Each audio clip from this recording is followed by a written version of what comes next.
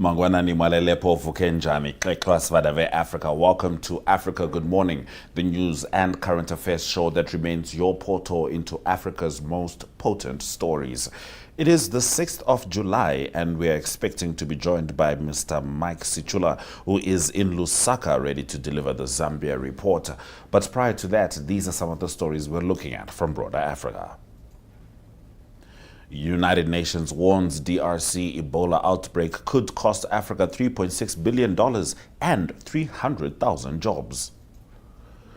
South African minister condemns Jacob Zuma over meeting with AGM Gupta in India.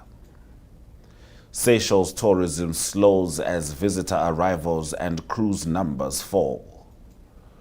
And Cape Verde exits the World Cup with pride. Just as unbeaten Morocco emerge as serious World Cup title contenders. DSTV285 GOTV 1up2.com, Network Media Hub and NTVAFRIKA.MY.NA. That is where you can always watch us. My name is Ashwin Berry. Top stories shortly. Namibia is a land of movement, with waves that never stop reaching forward. Here, adventure is not something we search for. It is something we are born into. In every corner of this country, creativity rises from artists, from athletes, from dreamers. And when the world comes to explore Namibia, they discover something extraordinary. Because when sport moves people, creativity moves ideas, and tourism moves the world toward us. Something powerful happens. A platform where movement meets imagination, where industries connect, where opportunity grows, where Namibia's next chapter begins. Welcome to the Creative Sport Tourism Expo. Exhibit, partner, experience.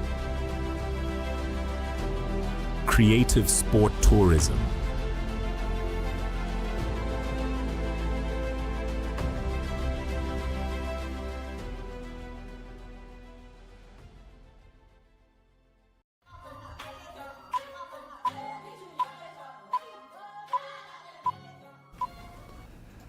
The Ebola outbreak in the Democratic Republic of Congo could inflict economic losses of up to $3.6 billion across Africa and place more than 300,000 jobs at risk, according to Damien Mama, UN Development Program Resident Representative and Acting Humanitarian Coordinator for the DRC.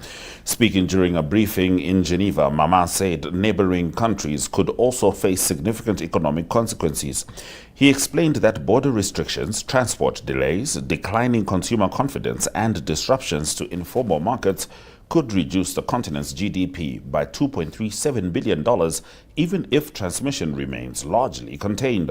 Mama also cited a UNDP socioeconomic assessment indicating that the outbreak could push nearly 1 million additional people into poverty in the DRC, where 6 out of every 10 people already live below the poverty line.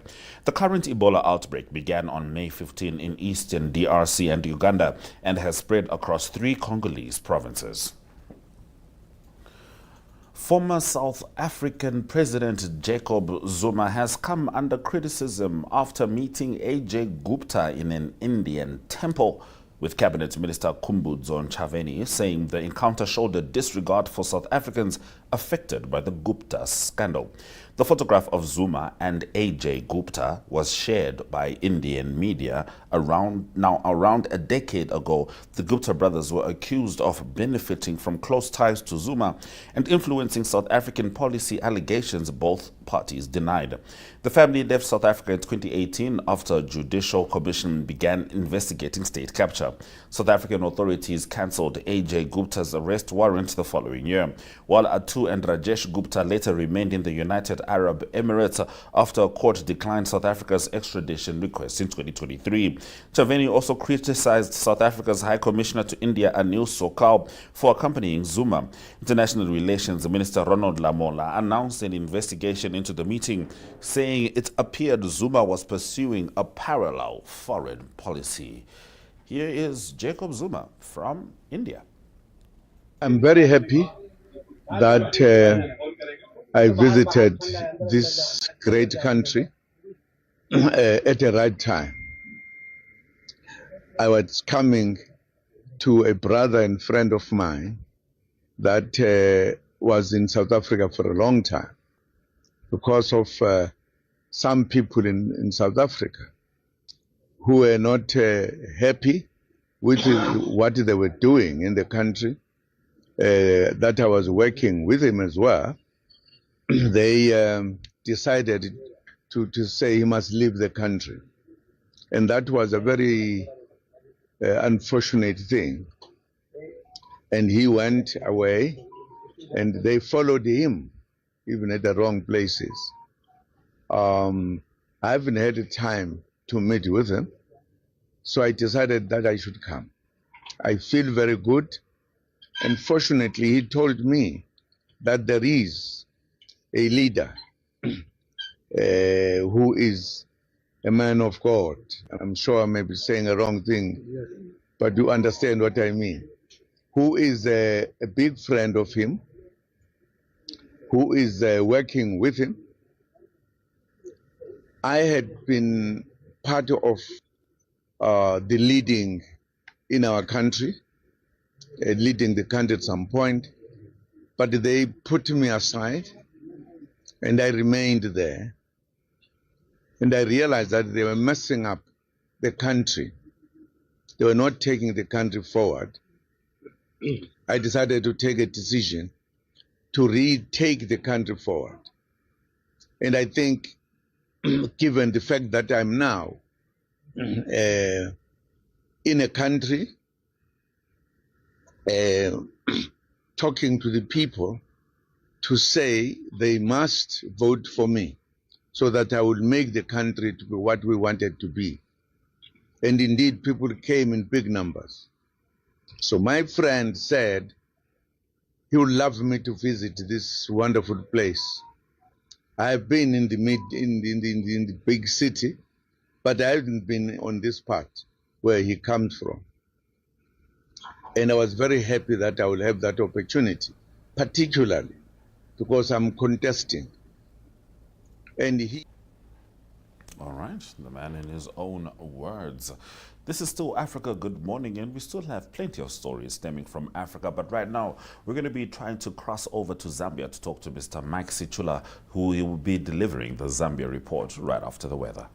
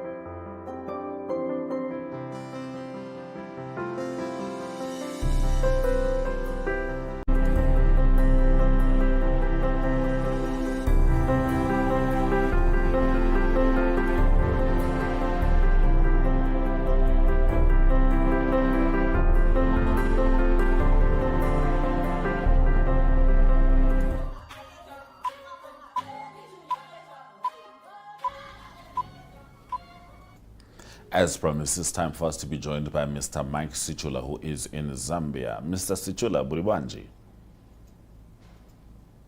Muribanji, Africa, good morning to our dear viewers. Africa, good morning indeed. Now, Mike, we know that the Zambian general election is expected to be on the 13th of August. And right now, the People's Alliance for Change, one of the opposition alliances, is already fracturing. Yes, quite a disappointing development. So the background to this story is that the organized People's Party partnered with the People's Alliance for Change. So the leader of the organized People's Party spoke with the leader of the People's Party Change on the left there, Mr. Anford Banda, who became the running mate to Mr. Engineer Brian Mushimba on your right. So in the picture there. So now what happened is that after they were validly nominated by the Electoral Commission of Zambia, Mr. Anford Banda decided to withdraw as the running mate to Dr. Mushimba in the picture there. So in the Zambian, according to the Zambian constitution, a candidate is supposed to be accompanied by a running mate. So when the withdrawal of Dr. Banda, a number of people were asking as to what will happen. So now what will happen is that nothing will happen. The elections are going to go on in the absence of Mr. Banda. Mr. Banda cited issues of lack of consultation and lack of involvement in terms of how the pact should be working. So this has created a situation where Mr. Mushimba now is going to be campaigning alone without the running mate, because this is a constitutional requirement in Zambia that the running mate withdraws after they have been nominated and accepted by the Electoral Commission of Zambia. There is no decision that can be taken to bar the presidential candidate who has remained. The only issue that can create a situation where the entire election is stopped is if one of the presidential candidates dies. But as we speak now, all the 14 presidential candidates have been going about their campaigns, but there's only one candidate again, the presidential candidate, who is not campaigning because he has been incarcerated. This is Xavier Chungu of the Liberal Democratic Party. He has been incarcerated on seditious practices, and he is not actually campaigning. So as we speak, there are only 13 presidential candidates that are campaigning, excluding of him, and the Electoral Commission of Zambia has gone ahead to print ballot papers in Dubai, even in his absence, but still more, his name is going to appear on the ballot paper. The same as Mr. Banda, the presidential candidate who was, Mr. Banda was the running mate, is going to appear on the ballot box, even if his running mate has withdrawn from the race.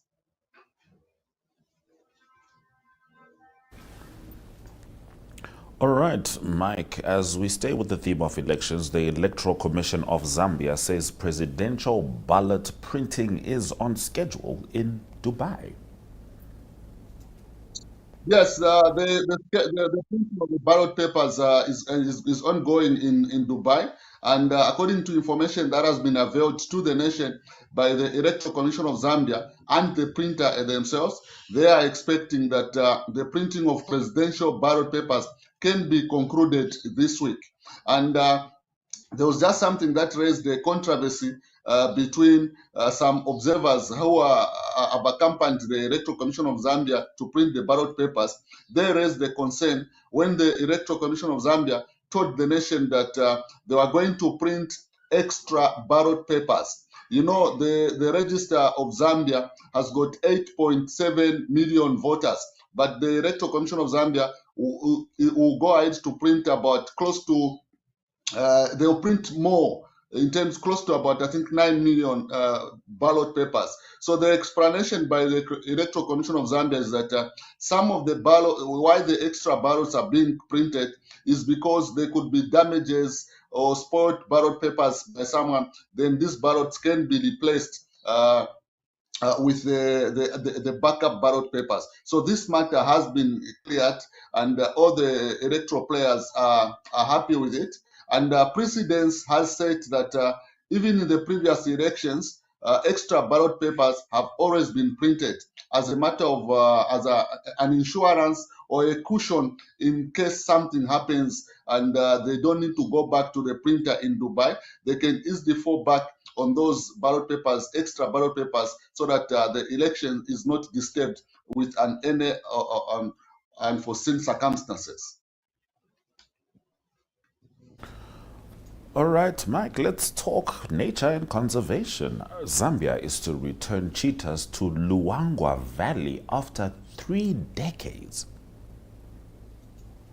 Yes, quite an interesting story, because you usually associate wildlife with many wildlife animals to be there, but this has not been the case for the Luangwa National Park, where the cheetah has been missing for nearly 3 decades. So according to the Department of National Parks and Wildlife, the program to restock the cheetah into the Luangwa National Park will begin with the relocation of 6 cheetahs, which are coming from a protected management area, game management reserve in South Africa. So this comes barely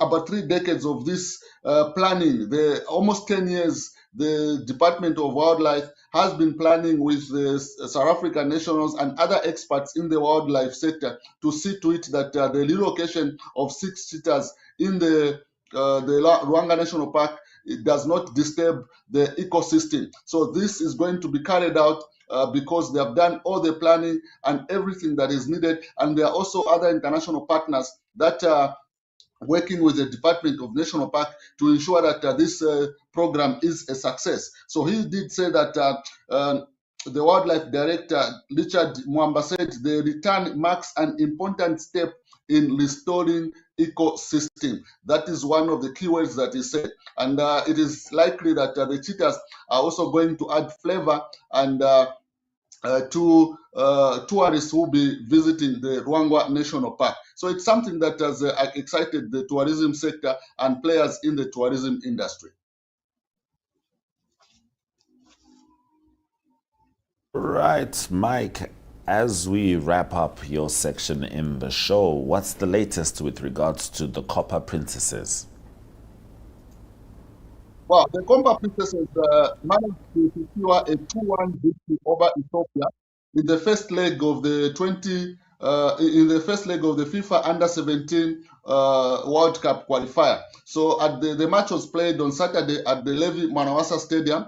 The Copper Queens did manage to record a 2-1 victory. But going into the second leg in Addis Ababa, the Copper Queens now will need a draw, or they should win in order for them to book their 3rd ticket to the World Cup. So according to Coach Carol Kanyemba, she was happy with the outcome to say we have not lost at home, even if we have not scored more goals. But the good part is that we have not lost. So going into Addis Ababa, she's urging the team to ensure that she's promising the fans that the outcome is something that they will expect, because if she manages to secure this World Cup slot, it will be the 3rd time that Coach Carol Kanyemba has managed to push the Copper Princesses to the World Cup stage, something that she's looking forward, but she's not underplaying the strength of the Ethiopians, because she's saying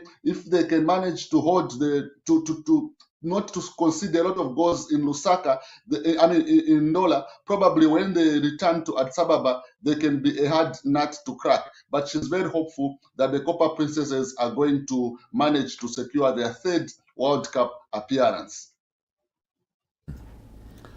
All right. We certainly wish them more and more success. Thank you very much for joining us on Africa Good Morning, Mike. Thank you very much, Africa. Good morning to our guests.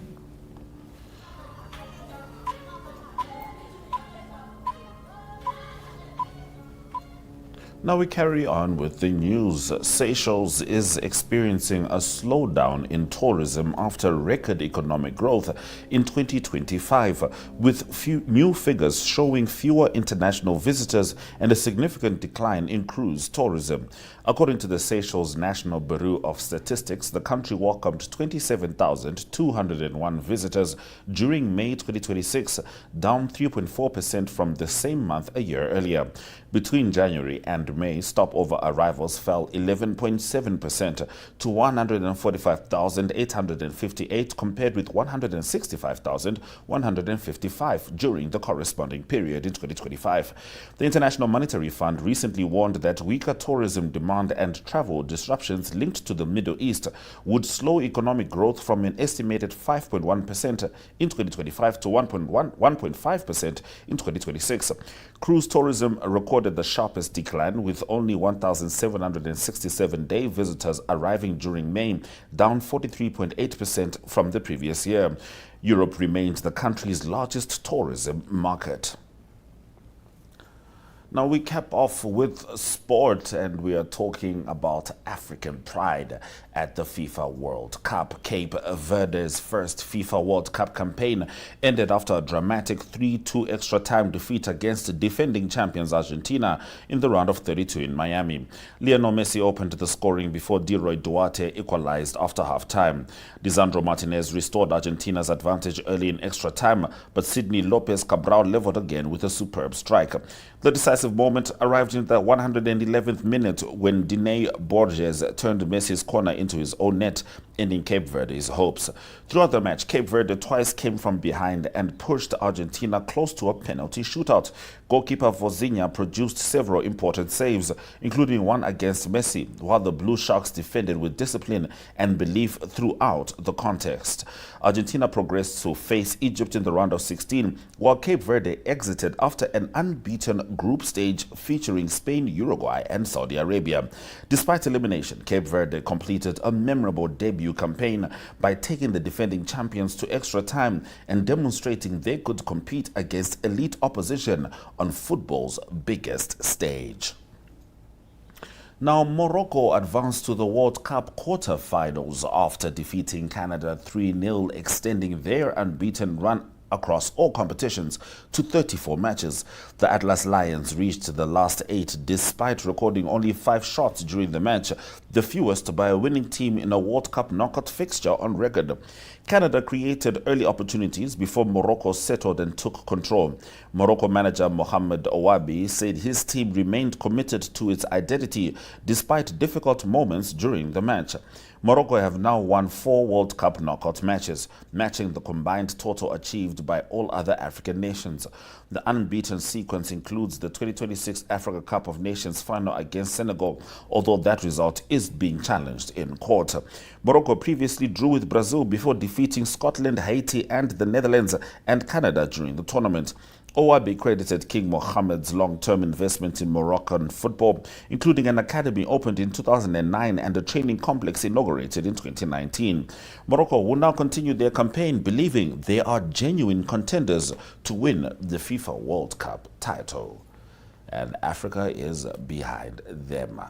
DSTV285 GOTV 285 Network Media Hub, and NTVAFRIKA.MY.NA. That is where you can always watch Africa Good Morning. Tomorrow is Tuesday, which means Talent Gore joins us to deliver the Zimbabwe Report. And as always, we remain your portal into Africa's most potent stories. From me and the Africa Good Morning team, Swela Jakananga.